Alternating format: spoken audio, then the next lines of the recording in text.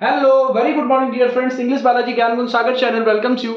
तो आज की क्लास में हम सबसे पहले ये बताना चाहेंगे कि ये जो सेंटेंसेस आपने सुना होगा। सबसे पहले मैंने जैसे आपको बताया था कि sound sound vowel and consonant, right, ये बताया था, वो मिलके क्या बनते हैं, वर्ड बनते हैं। ठीक है, ए ई आई ओ यू हो, चाहे ए टू जेड तक, वॉवल एंड कॉन्सोनेंट, ये मिलके वर्ड्स बना देते हैं। वर्ड्स बनाने के बाद ये क्लॉज बनते हैं। जी हाँ, आप सही सुन रहे हैं, उपवाक्य। और वो मिलकर क्या बनाते हैं फ्रेंड, इसको बोलते हैं वाक्य। ठीक है, यहाँ पर ये उपवाक्य बनता है और छोटे छोटे वाक्यों से मिलकर वाक्य बन जाता है। आपके लेसन बन जाते हैं, चैप्टर बन जाते हैं, किताबें बन जाती है। इंग्लिश वहां से शुरू होता है। हर बार मैं बार बार रिपीट करूंगा, बच्चे के रोने की आवाज से इंग्लिश शुरू होती है। ठीक उसी प्रकार से यहां पर वाक्य होता है जिसको तीन भागों में कैटेगराइज किया गया है। एक होता है सिंपल, एक होता है कंपाउंड और एक होता है कॉम्प्लेक्स। सिंपल का मतलब होता है फ्रेंड, जैसे कि आप बोलते हो साधारण वाक्य, मैं टीवी देखता हूं, मैं क्रिकेट खेलता हूं। सपोज मैं क्रिकेट खेलता हूं। ठीक, अब यहां पर हो गया सब्जेक्ट, ऑब्जेक्ट और verb. I, subject verb object, right. I play जो है वर्ब हो गया, प्ले क्रिकेट। क्रिकेट क्या है कि ए अंदर लगाने की जरूरत नहीं है, बिकॉज नाम है। आई प्ले क्रिकेट, मैं क्रिकेट खेलता हूं, सिंपली बोल दिए। ठीक है, अब यहां पर आपको कॉम्पिटिटिव एग्जाम में पूछेगा कि इसमें से सिंपल सेंटेंस बनाइए, सिंपल सेंटेंस से कॉम्प्लेक्स बनाइए, कॉम्प्लेक्स से सिंपल बनाइए, कॉम्प्लेक्स से कंपाउंड बनाइए। तो एकदम ध्यान से देखिएगा। अब यहां पर संयुक्त, संयुक्त मतलब होता है ज्वाइंट, ज्वाइंट करना है फ्रेंड। अब यहां पर ध्यान देने वाली बात, इसको ज्वाइंट कैसे करेंगे आप। अब यहां पर आपने बोला I play cricket, subject verb object आया।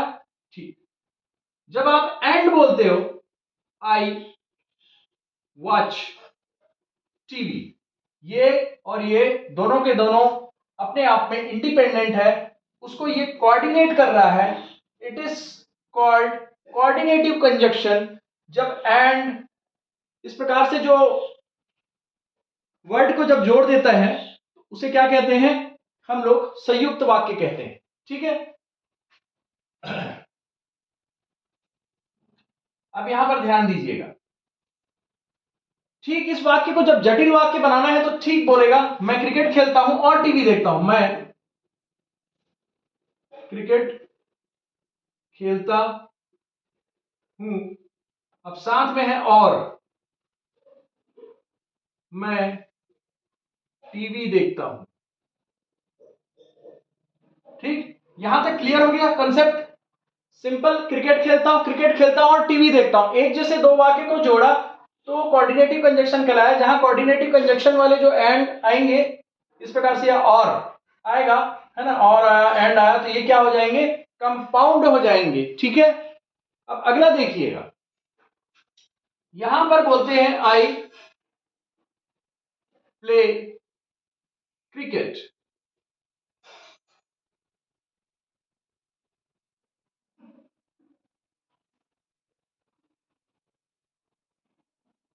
बिकॉज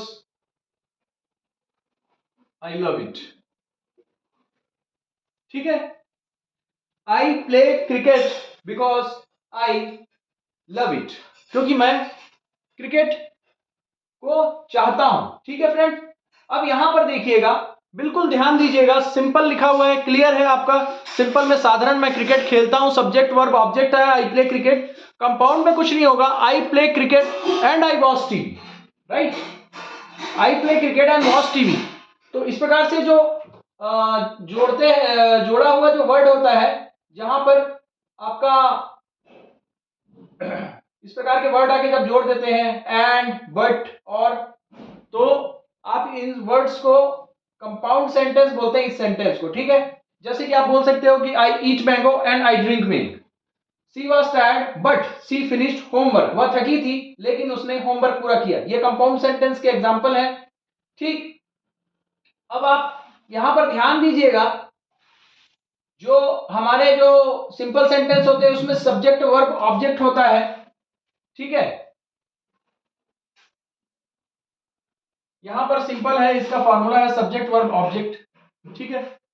और यहां पर क्या होते हैं, ये भी मेन क्लॉज है। मीनिंग क्लियर है तो मेन क्लॉज, मीनिंग क्लियर है तो मेन क्लॉज, और ये भी मीनिंग क्लियर है। मेन क्लॉज या इसको प्रिंसिपल क्लॉज भी बोलते हैं, प्रिंसिपल क्लॉज। यहां भी है मेन क्लॉज, तो यहां पर दो मेन क्लॉज आते हैं, ठीक है।